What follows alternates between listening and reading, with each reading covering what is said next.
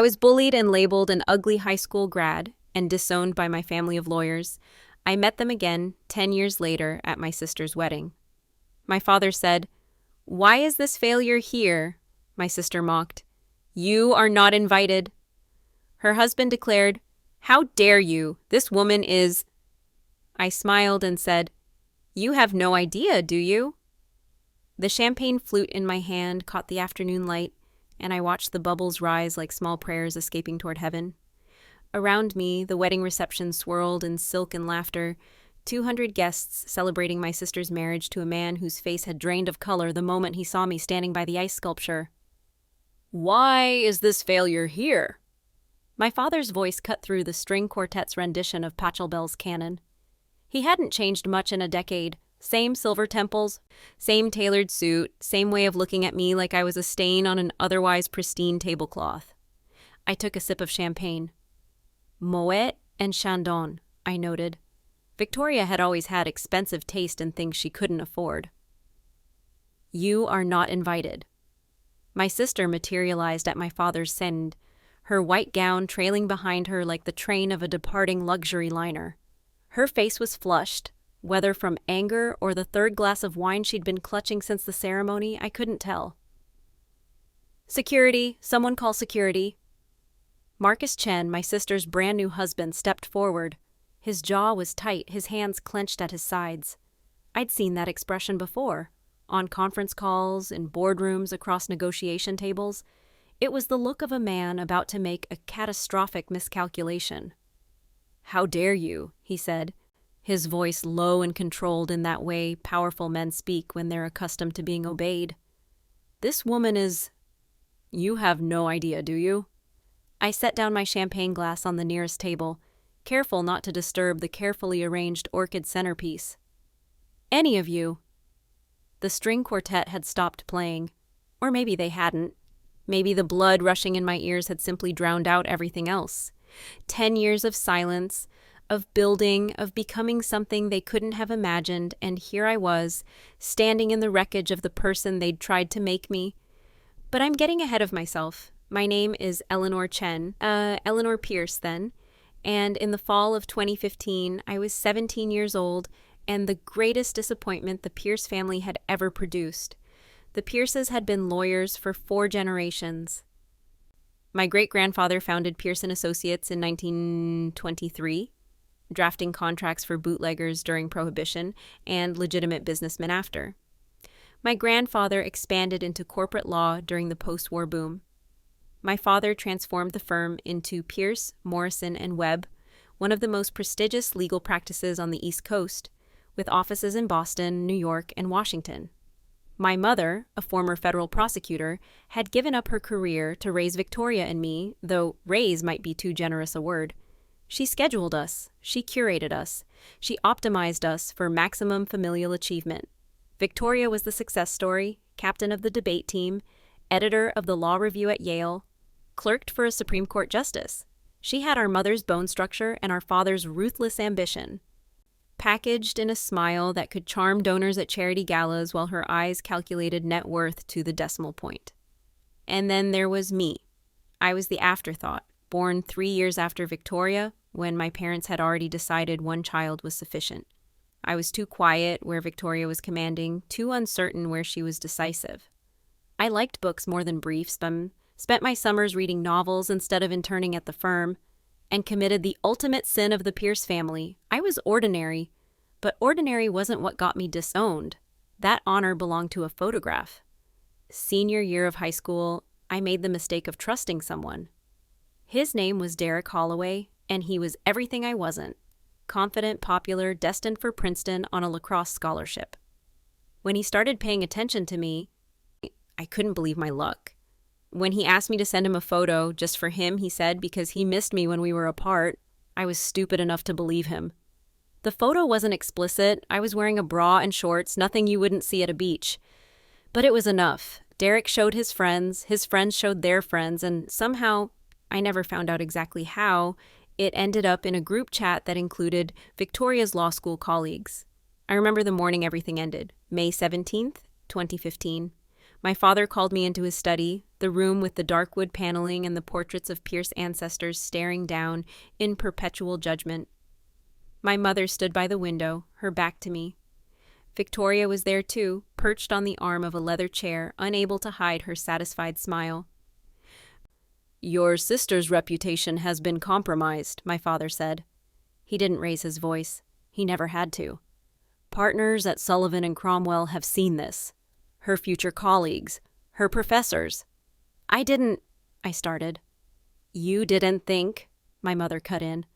"As usual, you never think about anyone but yourself." Victoria examined her manicure. "My study group is calling me the sister of that Pierce girl. Do you have any idea how humiliating that is?" "I'm sorry," I whispered. "I didn't mean—" "Sorry doesn't undo damage," my father said. "Sorry doesn't remove images from the internet. Sorry doesn't restore the family name." He slid a document across his desk. Even upside down, I could read the letterhead: Pierce, Morrison, and Webb. "What is this?" "Your trust fund was established with the expectation that you would uphold family standards. You have failed that expectation." His voice was cold, clinical, a lawyer delivering a verdict. "You will sign this document relinquishing your claim to any Pierce family assets. You will finish high school without further incident. And then you will leave." "Leave? Leave where?" "Anywhere." My mother finally turned to face me. Her eyes were dry. "Anywhere we don't have to explain you." I signed the document. I was 17 years old, and I signed away my inheritance, my family, my name, all of it because I didn't know I had the right to refuse. 3 weeks later, I graduated from Exeter Academy. I walked across the stage alone. I moved into a single room at a community college in New Hampshire, paying my tuition with a part-time job at a diner and a small scholarship I'd scraped together without my family's help. I didn't hear from any of them again. The thing about being erased is that it gives you a particular kind of freedom. When you have nothing left to lose, you can become anyone. I spent my first year in survival mode. I worked doubles at the diner, studied between shifts, slept 4 hours a night. I applied for every scholarship, every grant, every opportunity I could find. I got rejected from dozens of programs before one finally said yes. A full ride to the University of Vermont, not Ivy League, not prestigious, not anything my family would have approved of. But it was mine. I majored in computer science because it was practical, because tech companies were hiring, because I needed a career that could support me without connections or family names or trust funds. I was good at it, better than good. Code didn't care about photographs or family scandals. Code either worked or it didn't. There was a clarity to it that I desperately needed. I graduated summa cum laude. I got recruited by a startup in Cambridge that was developing machine learning algorithms for financial services. The work was brutal. 80-hour weeks, constant pressure, the kind of environment that burned through employees like kindling. I thrived. By 23, I was lead developer. By 25, I was VP of engineering. The startup got acquired by a major bank, and suddenly I had options, real options, the kind that came with vesting schedules and board meetings. I used the payout to start my own company, Iris Technologies. We built AI systems for legal document analysis. Ironic, I know. Our algorithms could review contracts in minutes that would take human lawyers days. We could predict litigation outcomes with 89% accuracy. We could identify regulatory violations that firms had missed for years. The legal industry hated us at first, called us charlatans, said AI could never replace human judgment, but the numbers didn't lie, and one by one, the major firms started licensing our software, including, eventually, Pierce, Morrison, and Webb. I was 26 years old when my father's firm became my client. They dealt with our sales team, our implementation specialists, our customer success managers. They never knew that the E-Chen on our corporate filings was the daughter they'd thrown away. By 27, I was worth $40 million on paper. By 28, I'd been featured in Forbes, Wired, and the Wall Street Journal. By 29, I'd received an acquisition offer from Microsoft that I turned down because I wasn't finished building. And then, 3 weeks before my 30th birthday, I received an invitation in the mail. The envelope was cream-colored, heavyweight, embossed with gold script. Victoria Pierce and Marcus Chen request the honor of your presence. I stared at it for a long time, sitting in my office overlooking Boston Harbor, trying to understand. There was no way they knew. I'd changed my name legally after college, Eleanor Chen, chosen randomly from a phone book, common enough to be untraceable. I'd never given interviews to major publications, preferring to let my work speak for itself. I'd built an entire identity that had nothing to do with the Pierces. So why would Victoria invite me to her wedding? And I called my assistant. "Can you look something up for me, Marcus Chen, the one who works at Blackstone?" she finished. "Private equity. He's been in the news lately. Apparently, he's pushing for a major acquisition in the legal tech space." Something cold settled in my stomach. "Which company?" "I don't know. Want me to dig?" No, that's fine."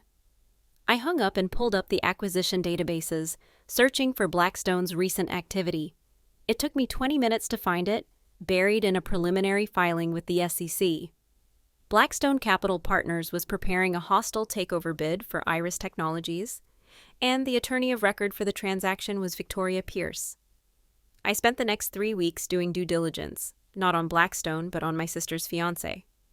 Marcus Chen was 42 years old, Princeton undergrad, Harvard MBA, partner at Blackstone since 2019. His specialty was distressed acquisitions, companies that were struggling, undervalued, or vulnerable. He'd made his name dismantling a healthcare startup in 2017, selling off its patents and intellectual property for 3 times what he'd paid for the company itself. His engagement to Victoria had been announced in the Times 6 months earlier. The article described them as a power couple uniting 2 of the East Coast's most prominent families in law and finance. No mention of me, of course. Eleanor Pierce had ceased to exist the day I signed that document in my father's study. But here was the thing that kept me awake at night. The wedding invitation had been addressed to Eleanor Chen, my legal name, my current name, the name I'd chosen specifically because it had no connection to my past. Someone had done their homework. I flew to Newport 3 days before the wedding, not to attend, I hadn't RSVP'd, hadn't acknowledged the invitation at all, but to understand what I was walking into.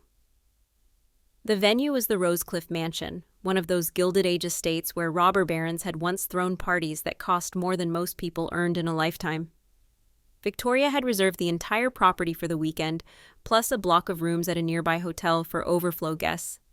I checked into a different hotel, under a different name, and spent my days driving past the mansion, watching the preparations unfold, trucks arriving with flowers, with linens, with what looked like an entire orchestra's worth of equipment. The wedding was going to be spectacular. The wedding was going to be everything Victoria had always wanted. On the second day, I saw my mother. She was directing a crew of florists, pointing at arrangements and shaking her head, demanding they be redone to her specifications. She looked older than I remembered, harder somehow, as if the years had calcified something soft in her. She was wearing a beige suit that probably cost more than my first semester's tuition, and she moved with the brisk efficiency of a woman who had never once doubted her own importance. I sat in my rental car 50 yards away and watched her for an hour. She never looked in my direction. Why would she? I was nobody. I had always been nobody.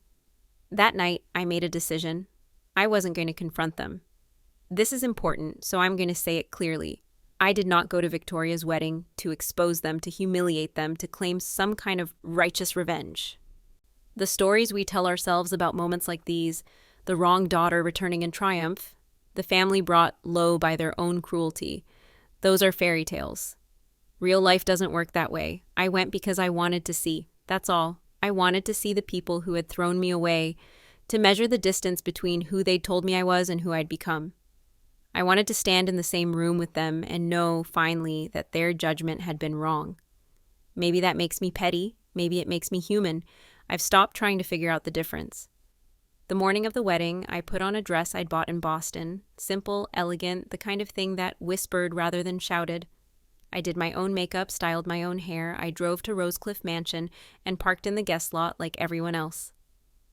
The ceremony was at 4 o'clock. I arrived at 3:30, found a seat in the back, and watched my sister marry a man who was trying to destroy my company.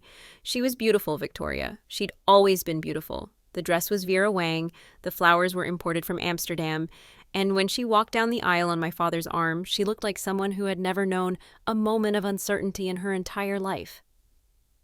I thought about the photograph, about the way my family had decided that one mistake, one stupid teenage mistake, was worth erasing me completely. I thought about the nights I'd spent in that community college dorm, wondering if they were right, if I really was as worthless as they'd said. The minister asked if anyone objected. I stayed silent. This wasn't about objecting. This wasn't about disruption or drama or any of the things a vengeful daughter might do in a movie. I just watched. And when they exchanged rings, when they sealed their union with a kiss, I felt something unexpected. Nothing. Not anger, not grief, not even satisfaction at how far I'd come. Just nothing. The ceremony ended. The guests filed toward the reception tent on the south lawn, and I followed because I'd come this far and I wasn't quite ready to leave. The reception was everything you'd expect from a Pierce Chen wedding. Champagne towers, a 12-piece orchestra, centerpieces that were works of art. I took a glass of moe and drifted through the crowd, studying faces, catching fragments of conversation. Heard she's making partner by 40. Chen's fund is up 30% this year. The Pierce family has such impressive children. Impressive children. Singular, because as far as anyone here knew, Victoria was the only Pierce daughter who had ever existed. I found myself near the ice sculpture, a swan, because of course it was, when my father spotted me. He was standing with a group of senior partners from his firm, drink in hand, holding court the way he always had. I watched his expression change as a recognition dawned. The color drained from his face. His hand, the one holding the bourbon, trembled slightly before he steadied it. "Why is this failure here?" The words cut through the ambient noise of the reception, loud enough that the people nearby turned to stare. I saw confusion on some faces, curiosity on others. They didn't know who I was. Why would they? I'd been erased before any of them had occasion to meet me. "You are not invited?" Victoria had materialized at my father's side, her face flushed with anger. She was clutching a glass of wine, her knuckles white against the crystal. "Security. Someone call security." I took another sip of champagne, feeling strangely calm. This was the moment I'd imagined 100 times. The confrontation, the reckoning, the chance to finally say all the things I'd been carrying for a decade. But when I opened my mouth, none of those words came out. "Hello, Victoria. Congratulations on your wedding." My sister stared at me like I'd spoken in tongues. "What?" "It's a beautiful ceremony. The flowers are especially lovely.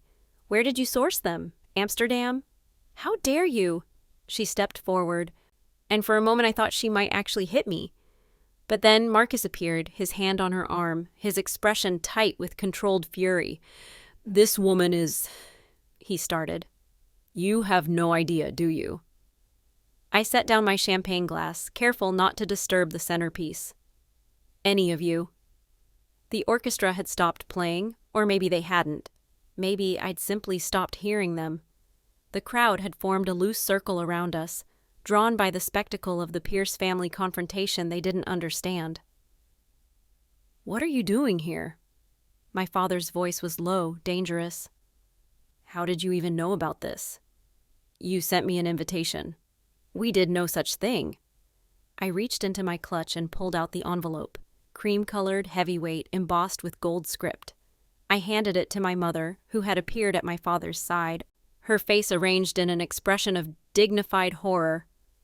"Eleanor Chen," she read. "That's not your name."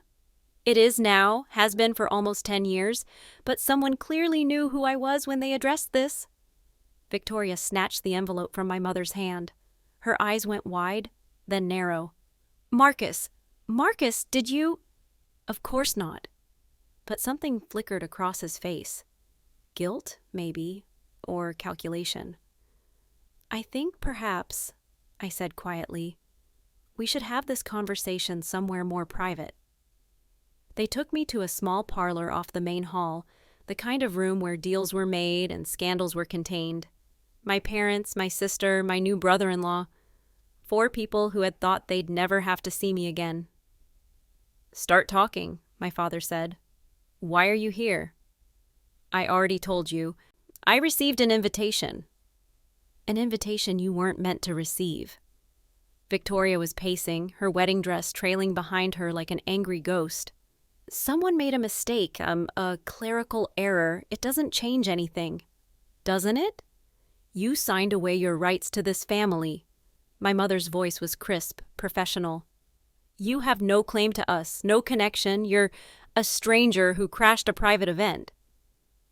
I signed a document when I was 17 years old, I said. A document your husband drew up, a document I didn't understand and wasn't given time to read. Do you know what a court would call that? My father went very still. What are you implying? I'm not implying anything. I'm stating a fact. I was a minor, I was under duress, and I was coerced into signing away my inheritance by my own parents without independent legal counsel. I let the words hang in the air for a moment. That document wouldn't survive 5 minutes of scrutiny in any courtroom in this country. You're a lawyer, Dad. You know that. Victoria stopped pacing. You're threatening us. No, I'm telling you the truth. The document is void. It's been void since the moment you forced a scared teenager to sign it. But I'm not here to contest it. I'm not here to make claims on your precious family assets. Then why are you here?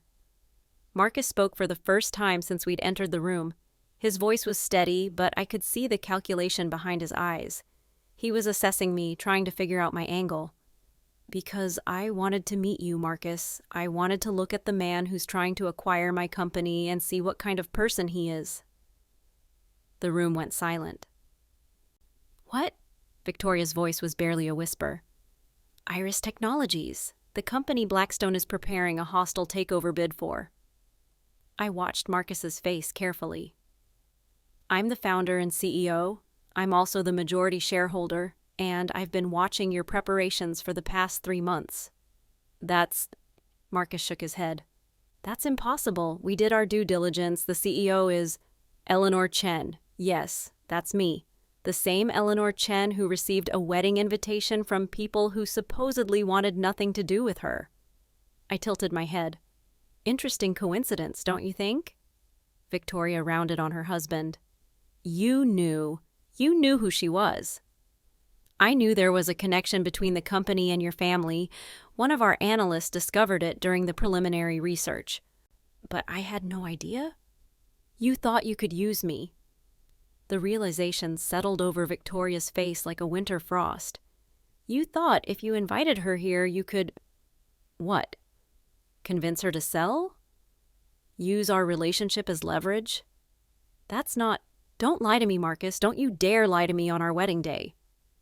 I watched them argue, feeling curiously detached from the whole scene. 10 years ago, this would have devastated me, seeing my family tear themselves apart, knowing I was somehow at the center of it. But now I felt only a tired kind of clarity, like watching a storm from behind glass. It doesn't matter, I said quietly. They stopped arguing, turned to look at me. It doesn't matter what Marcus's intentions were. It doesn't matter why I received that invitation. None of it changes anything. What do you mean? My father's voice was hoarse. The takeover bid won't succeed. I control 54% of the voting shares. My board is loyal. My employees are loyal. Blackstone can posture all they want, but they don't have the leverage to force anything.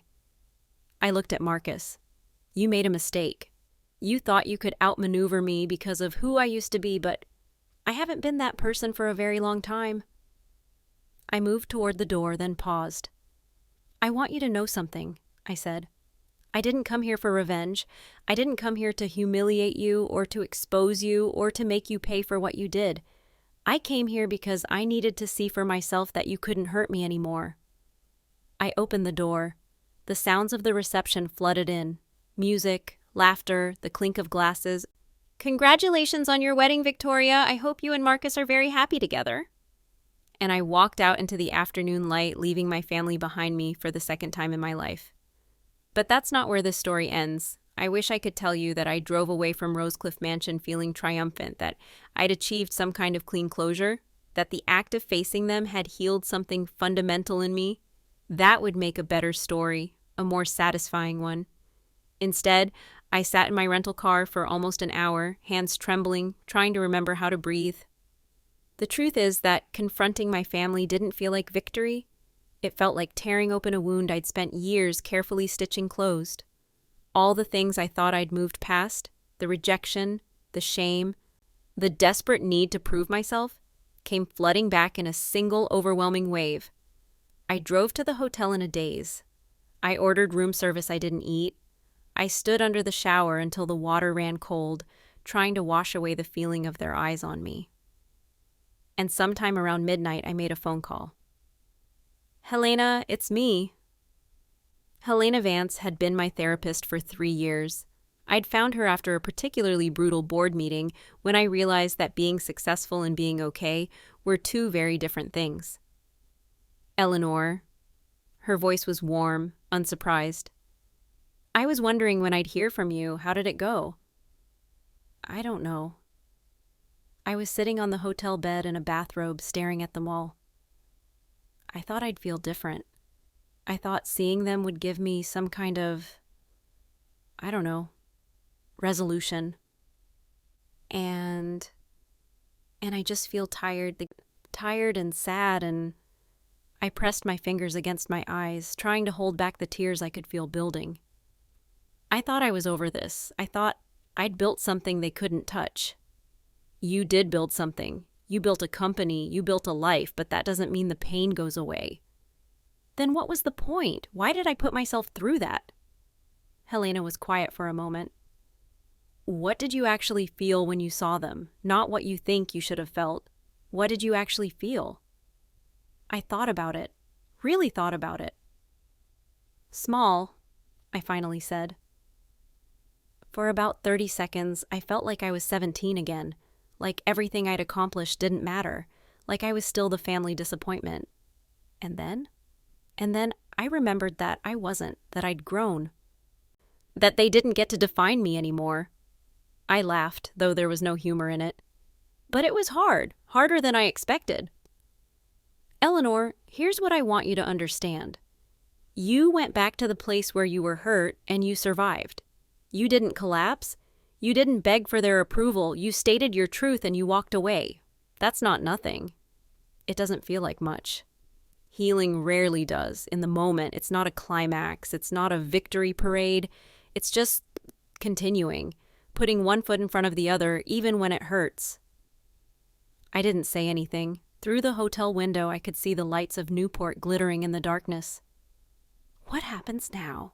Helena asked. "I go home. I run my company. I keep building." "And your family?" I had thought about my father's stricken face, about my mother's calculated coldness, about Victoria turning on Marcus, the realization of his manipulation cracking through her perfect facade. "I don't know," I said honestly. "Maybe nothing. Maybe they go back to pretending I don't exist. Maybe Marcus's deal falls through and they blame me. Maybe—" My phone buzzed with an incoming text. I glanced at the screen. Victoria. I stared at her name for a long moment, watching the notification glow. "Eleanor? Are you there?" "My sister just texted me," I said. "For the first time in 10 years. "Are you going to read it?" I tapped the message open. "We need to talk. Not about the company, about what happened. Please." 3 sentences, 17 words, more than she'd said to me since the day she watched me sign away my inheritance. "I don't know," I told Helena. "I really don't know." I didn't respond to Victoria's text that night, or the next morning. I flew back to Boston, went into the office, buried myself in work. There were quarterly reports to review, a new product launch to supervise, a hiring round for the engineering team. The company didn't care about my family drama. The company just needed me to show up. But the message sat on my phone like a splinter under my skin. Every time I looked at the screen, there it was. We need to talk about what happened. On the 3rd day, I called Helena again. "I keep thinking about it," I said, "whether I should respond. What's stopping you?" "Fear, probably. Fear that she doesn't really want to talk. Fear that she just wants to use me again somehow. Fear that I'll let myself hope for something and get burned. Those are all valid concerns. But, Helena paused. But I'm hearing something else in your voice, too. Something like curiosity, like part of you wants to know what she has to say. She was right. I hated that she was right. If I meet with her, I said slowly, and it goes badly, if she's just playing another angle, I'm not sure I can handle that. I barely held it together at the wedding. Another rejection might what? I didn't have an answer. Here's a question, Helena said. What would you say to one of your employees if they came to you with a decision like this? A risk that might hurt them, but might also give them something they need? I thought about it. I'd tell them to gather information, make a decision based on data, not fear. And how would you gather information about Victoria's intentions? I trailed off, understanding. I'd meet with her in a controlled environment, on my terms. Your terms being? Public place, time limit, clear exit strategy if things go wrong. That sounds like a plan. So I texted my sister back. Coffee, Thursday, The Thinking Cup, Tremont Street. 10 a.m., 30 minutes. Her response came within seconds. I'll be there. Thursday morning, I arrived at the coffee shop 20 minutes early. I ordered a cortado, found a table by the window, and watched the Boston foot traffic flow past. Business people in suits, students with backpacks, a woman pushing a stroller, her toddler pointing excitedly at a pigeon, normal people living normal lives. I wondered what that felt like. Victoria appeared at exactly 10 a.m. She was wearing designer jeans and a cashmere sweater. Casual for her. No wedding ring on her finger, I noticed. Either she didn't wear it every day, or something had happened in the 4 days since I'd last seen her. She ordered at the counter, then came to my table. Her movements were hesitant, uncertain. Nothing like the confident woman who'd demanded my removal from her reception. Thank you for meeting me. You said you wanted to talk, so talk. Victoria wrapped her hands around her coffee cup, not drinking from it. I don't know where to start. The beginning is usually good. The beginning, she laughed, though it wasn't really a laugh. The beginning was that I was jealous of you. Whatever I'd expected her to say, it wasn't that. Jealous? Of me? You were always so unaffected by our parents' expectations, by the family legacy, by all of it. You read your books and did your own thing and didn't seem to care that you weren't measuring up. I spent my entire childhood trying to be perfect, and you just didn't. I cared, I said quietly. I just didn't show it. I know that now. I didn't then.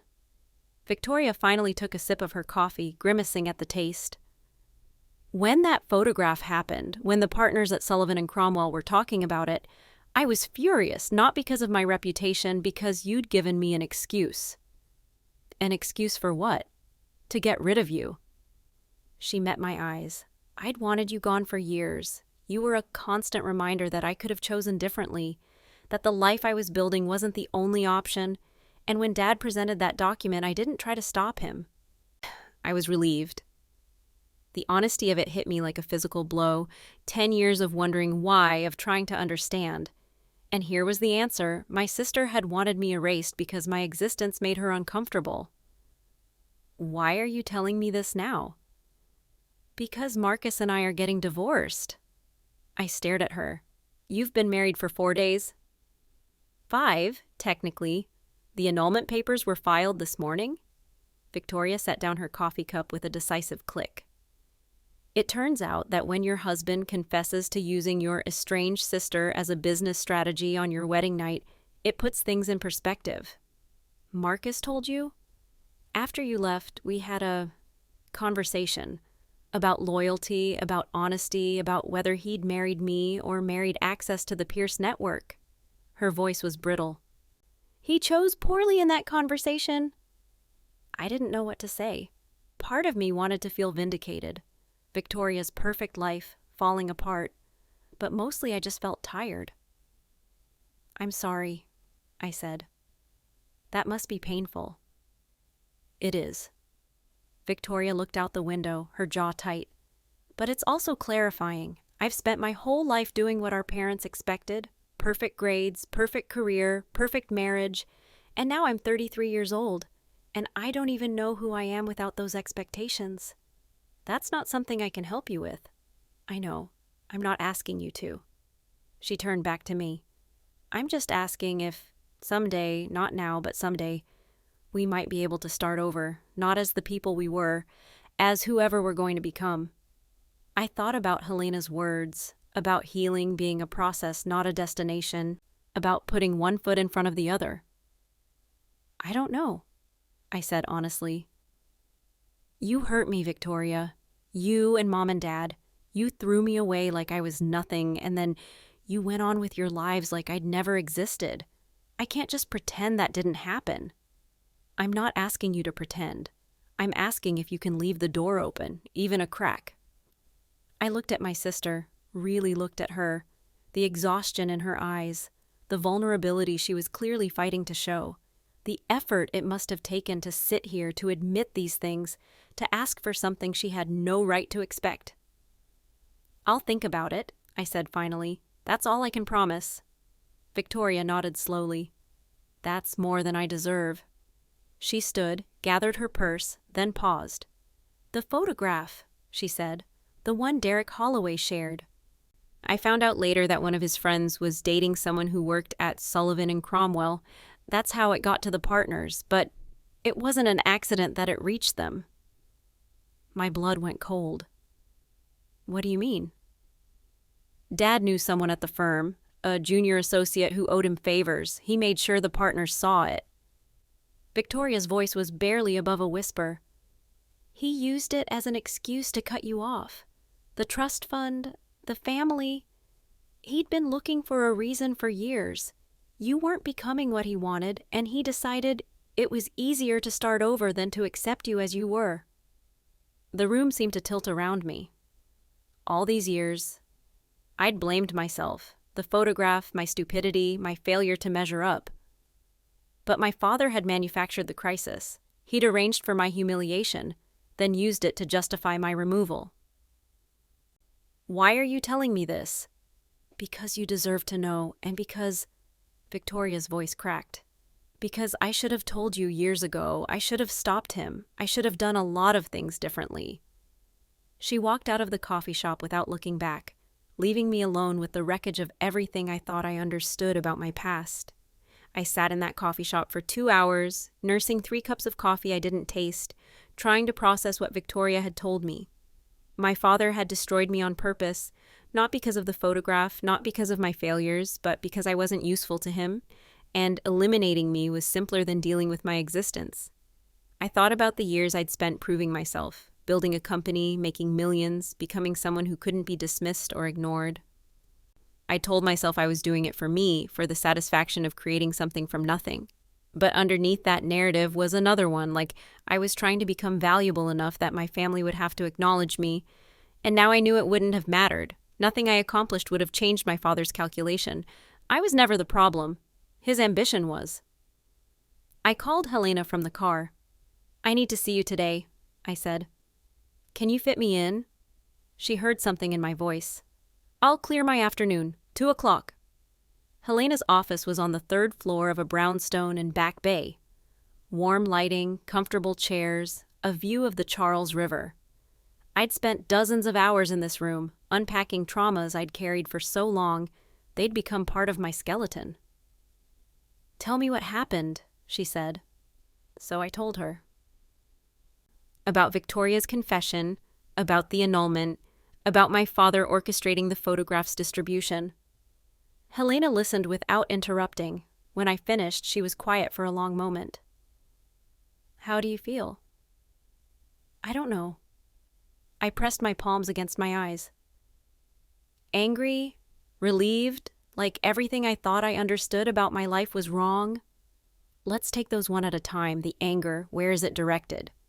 At my father. Obviously, he planned this. He made me believe I was the problem when he was the one who... I couldn't finish the sentence. And the relief? It wasn't my fault. The words came out choked. For 10 years, I've carried this belief that I ruined my own life, that if I'd just been smarter, hadn't trusted Derek, hadn't sent that photograph, none of this would have happened. But it wasn't about the photograph. It was never about the photograph. That's an important realization. Is it? I laughed bitterly. Because it doesn't change anything. My father still threw me away. My family still treated me like garbage. Knowing his reasons doesn't undo the damage. No, it doesn't. But it might change how you think about yourself. I looked at her, not understanding. Eleanor, you've spent a decade building a life on the foundation of perceived failure. You've told yourself a story where you made a mistake, suffered the consequences, and clawed your way back. That story has motivated you, but it's also hurt you, because at its core, it says that you were responsible for what happened. I was responsible. I sent the photograph. You were 17. You trusted someone who betrayed that trust. That's not a moral failing. That's being a teenager. Helena leaned forward. But more importantly, the photograph didn't matter. Your father was going to find a reason. If it hadn't been that, it would have been something else. So what am I supposed to do with that? Just accept that nothing I could have done would have changed anything?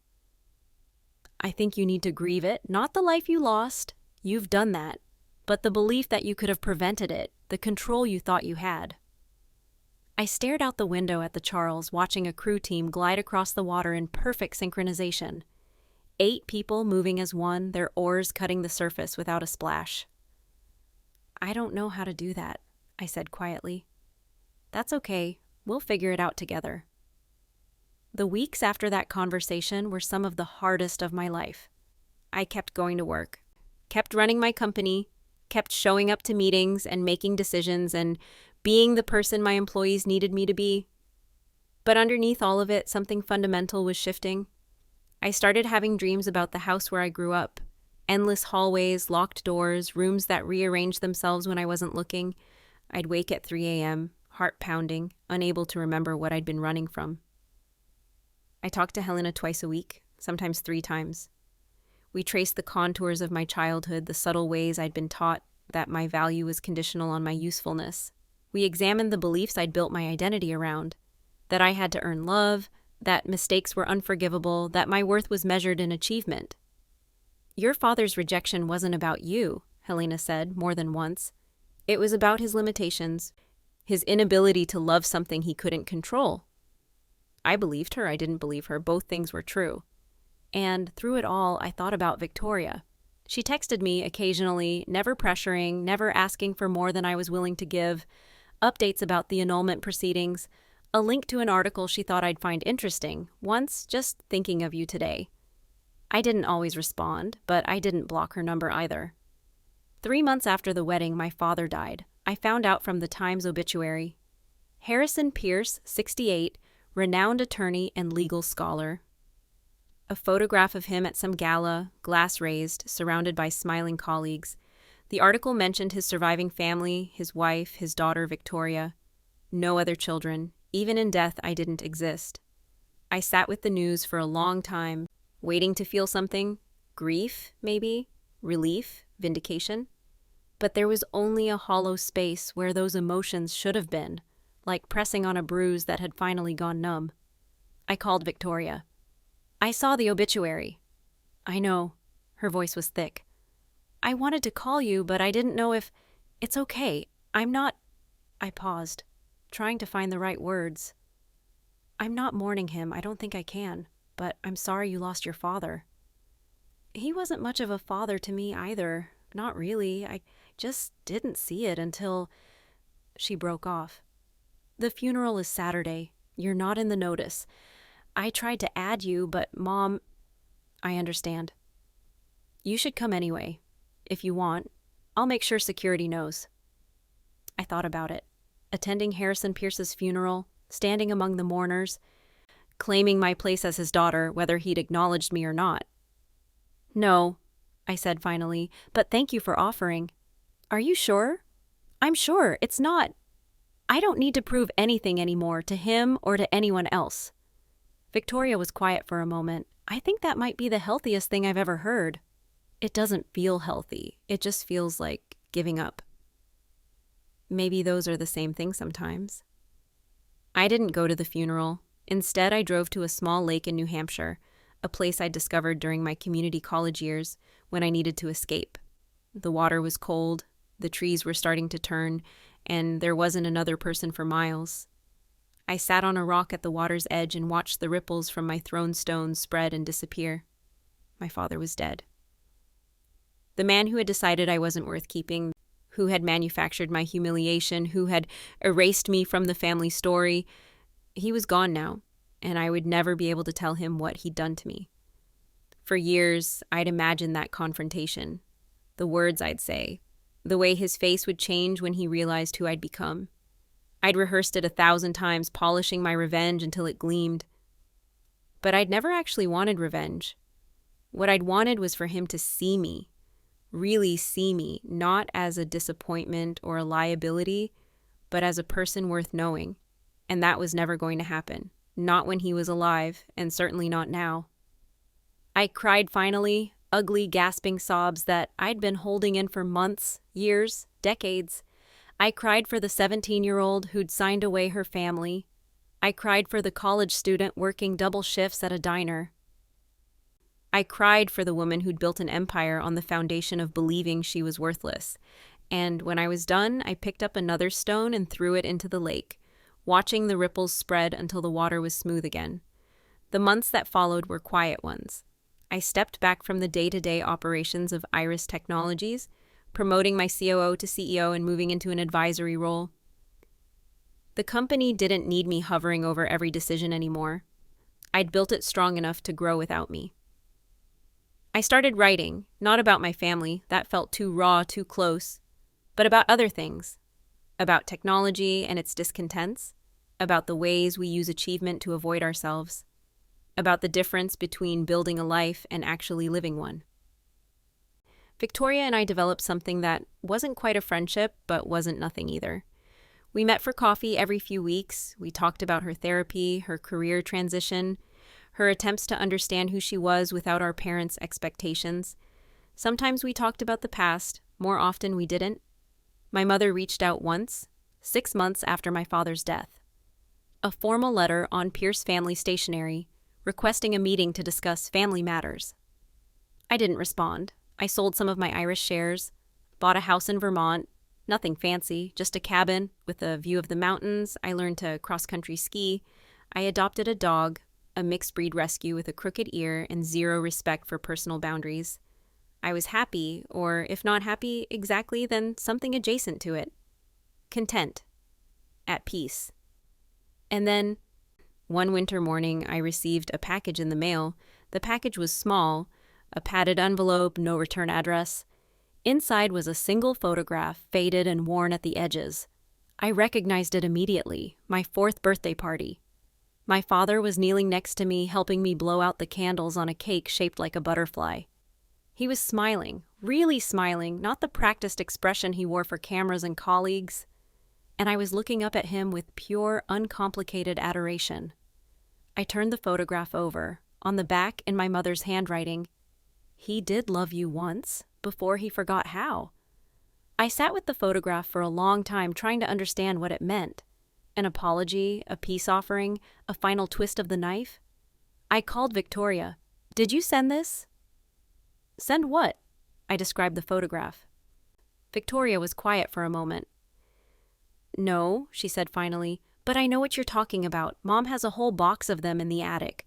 Photos from before everything." "Why would she send it now?" "I don't know. She's been different. Since Dad died, less certain about things." Victoria paused. "She asks about you sometimes. Indirectly, how you're doing, what you're working on." "Why doesn't she just call me herself?" "I think she's scared. Of what you might say, of having to admit—" Victoria broke off. "I don't know, Eleanor. I stopped trying to understand her a long time ago." I looked at the photograph again, the little girl with the birthday cake gazing at her father like he hung the moon. "It doesn't change anything," I said. "No, but maybe it's not supposed to change anything. Maybe it's just supposed to be true." I didn't contact my mother. I didn't need her apology, if that's what the photograph was meant to be. I didn't need her acknowledgement or her regret. The gap between us was too wide now, filled with too many years of silence and intentional erasure. But I kept the photograph, put it in a frame on my desk, next to a picture of my dog and a sketch of the Vermont mountains. It's possible to hold contradictions, I've learned, to understand that the man who destroyed my childhood also loved me, once, in his limited way, to know that my mother was complicit in my erasure while also being damaged by her own family's expectations, to see Victoria as both the sister who wanted me gone and the woman trying to be better. We're all multiple things, heroes and villains, victims and perpetrators. The person we are today and all the people we used to be. Last month, I turned 31.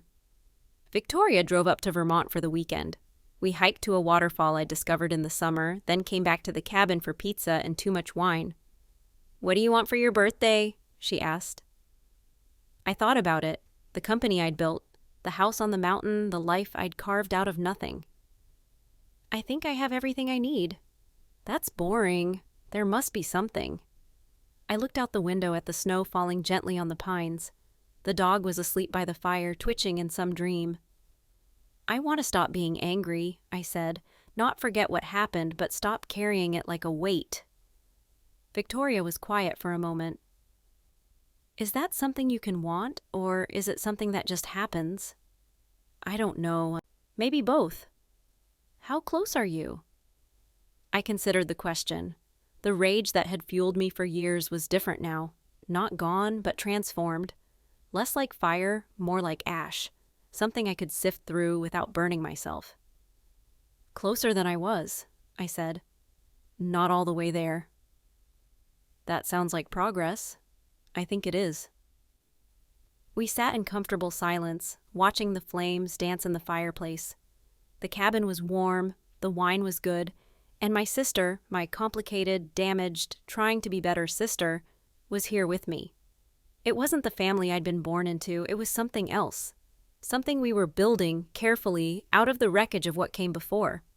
I still think about the wedding sometimes. Not the confrontation itself. That's faded into something almost dreamlike. Hard to believe it really happened. But the moment before. Standing by the ice sculpture with a glass of champagne, watching the celebration swirl around me, I told them they had no idea. That was true. They didn't know about the company or the wealth or the life I'd built. But looking back, I realized that wasn't really the point. The thing they didn't know, the thing they couldn't have imagined, was that I didn't need them. Not their approval, not their acknowledgement, not even their understanding. I'd spent 10 years becoming someone who could stand in that room and feel complete, whole. Not because of what I'd accomplished, but because I'd stopped measuring my worth by their scale. My father asked why I was there. My sister said I wasn't invited. And I stood among them, in the place where I'd been told I didn't belong. And I knew with perfect clarity that belonging to them had never been the point. The point was belonging to myself. I'm writing this from my cabin, on a February morning so cold the windows are frosted. The dog is snoring at my feet. The coffee is warm in my hands. Outside, the mountains are white with snow, and the world is quiet in that particular way that only winter can achieve. I don't know what happens next. There's no neat ending to a story like mine. No final confrontation, no public redemption, no moment where everything resolves into perfect clarity. Life doesn't work that way. We just keep going, making choices, becoming incrementally more ourselves. My mother might reach out again someday, or she might not. Victoria and I will continue building whatever this is between us. Friendship, kinship, something we don't have a word for yet. The company will grow or change or become irrelevant. The world will keep spinning. And I'll be here, in my cabin on the mountain, with my dog and my coffee and the hard-won peace I've finally learned to call my own. Sometimes that's all there is to a story. Sometimes the ending isn't a climax, but a settling, a recognition that the dramatic moments have passed, and what remains is simply the living. That's enough for me. 3 weeks after I wrote those words, something unexpected happened. It was March, the snow starting to melt, patches of mud emerging between the drifts. I was working on an article for a tech publication, something about AI ethics, the usual, when my phone buzzed with an unfamiliar number. I almost let it go to voicemail. But something made me answer. Eleanor Chen? Speaking. This is Jennifer Martinez. I'm a producer for 60 Minutes. We're working on a story about women in tech, and your name keeps coming up. I was hoping we could talk. I sat back in my chair, watching the dog investigate something suspicious under the couch. What kind of story? Profiles of women who've built major companies against the odds. Your trajectory, community college to a 9-figure exit, is exactly the kind of narrative we're looking for. I haven't had an exit. I'm still majority shareholder. Even better, a woman who turned down Microsoft and stayed in control of her company. That's the story. I thought about it. The exposure, the questions about my past that would inevitably follow, the possibility that someone would connect Eleanor Chen to Eleanor Pierce, dig up the old photograph, construct a narrative I didn't control. Can I think about it? Of course, I'll send over some information about the project, no pressure. I hung up and stared at my laptop for a long time. I called Helena. They want to put you on national television, she said. That's significant. It's also terrifying. What specifically scares you? The questions, the scrutiny, someone figuring out who I used to be. And what would happen if someone did? I didn't have an answer for that. Or rather, I had too many answers, all of them contradictory: fear, relief, rage, liberation. I've spent 10 years hiding, I said slowly. Building a life that had nothing to do with the Pierces. If I go on TV, if I tell my story, that wall comes down. Does it have to be all or nothing? Could you do the interview and simply not mention your family? Maybe, but it feels dishonest, like I'm still ashamed of where I came from. Are you? I thought about the photograph on my desk, the little girl with the butterfly cake. No, I said. Not anymore. I agreed to the interview. Jennifer Martinez flew to Vermont with a camera crew, and we spent 2 days filming in my cabin, at the local coffee shop, on the mountain trail where I'd spent countless hours trying to outpace my thoughts. She asked about my company, my vision, my leadership philosophy. She asked about the challenges of being a woman in a male-dominated industry, about the acquisitions I'd turned down, about where I saw the company going, and then on the second day she asked the question I'd been waiting for. You grew up in Boston, correct? What was your childhood like? I looked directly into the camera, the same camera that would broadcast my words to millions of people. My family disowned me when I was 17, I said. They decided I wasn't the person they wanted me to be, so they cut me off. I had to build my life from nothing. Jennifer leaned forward. Can you tell me more about that? So I did. Not the salacious details, not the photograph or the manufactured crisis, or the document I'd signed in my father's study, just the essential truth, that I'd been rejected by the people who should have loved me unconditionally, and I'd spent a decade learning that their rejection said more about them than it did about me. That's incredibly powerful, Jennifer said. How do you feel about them now? I considered the question. I feel compassion, I said finally. They were limited in ways I'm not sure they understood. They did damage they probably never intended. I've let go of the anger mostly, but I haven't forgotten. Would you say you've forgiven them? I smiled. Forgiveness isn't a single decision. It's a daily practice. Some days I'm better at it than others. The episode aired in April. I watched it alone in my cabin, the dog asleep on my feet, a glass of wine untouched on the table beside me. They'd cut the story together beautifully, my journey from nowhere to somewhere, the obstacles overcome, the philosophy developed along the way. The family portion was brief, a minute, maybe 2, just enough to establish the stakes of my story, not enough to sensationalize it. My phone started buzzing before the credits rolled, text messages from employees, from board members, from investors. Notes of support and admiration. Someone had already started a thread on Twitter, tagged Eleanor Chen, trending in the tech community, and then a text from Victoria. I just watched it. I'm so proud of you. I stared at the message for a long time. Thank you, I wrote back. That means a lot. The interview changed things, of course. Not fundamentally. I was still the same person living the same life, running the same company.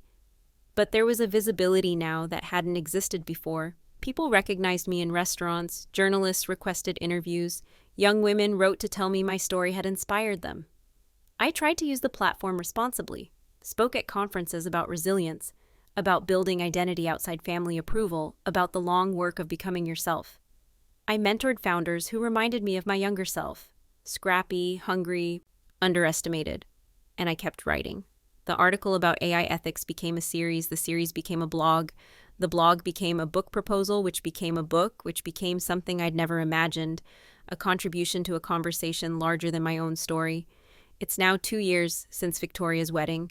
I'm writing this in the cabin, as I always do, with the mountains outside and the dog at my feet and the quiet hum of a life I've chosen rather than inherited. My mother died last month. Pneumonia, they said, though Victoria told me privately that she'd stopped caring about living after my father passed. I didn't attend the funeral, but I did write a letter I never sent, addressed to a woman who would never read it. In the letter, I told her that I understood, not forgave necessarily, but understood. The pressures she'd been under, the limitations of her upbringing, the ways she'd been taught that love had to look like control. I told her that her cruelty hadn't defined me, that I'd built something beautiful from the ruins she'd helped to create, that I hoped she'd found some peace in her final days. And then I burned the letter in my fireplace and watched the ashes rise. Victoria asked me recently what I would tell my younger self if I could go back. I thought about it for a long time. I'd tell her that it doesn't get easier, I said finally. It just gets different. You learn to carry the weight better, you build muscles you didn't know you had. That's not very comforting. No, but it's true. Victoria was quiet for a moment. What else? I looked out the window at the mountains I've come to look.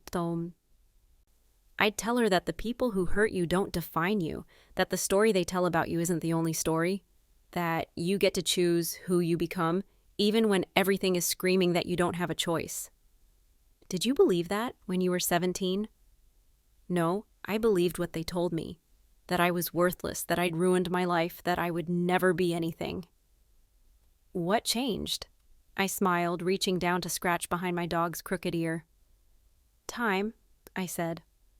Work, therapy, and eventually I just got tired of carrying their judgment, so I put it down. That sounds simple. It was, and it wasn't. I'll end with a moment. Not the wedding, that story has been told, not the funeral or the interview or any of the dramatic turning points that seem important when you're living through them. Instead, a Tuesday afternoon, no different from any other, I'm sitting on my porch, watching the sun sink behind the mountains. The dog is sleeping. The air smells like pine and approaching rain. My phone buzzes with a message from Victoria, a picture of her new apartment in Philadelphia, boxes still unpacked, light streaming through tall windows. Starting over, she's written, "Wish me luck." I look at the picture for a long moment. My sister, in her new life, asking for my blessing. "Good luck," I write back. "You've got this."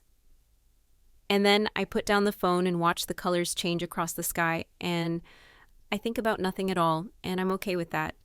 This is what healing looks like, I've learned. Not a final triumph, not a perfect ending, just a Tuesday afternoon in Vermont watching the light fade, grateful for the quiet. It's enough.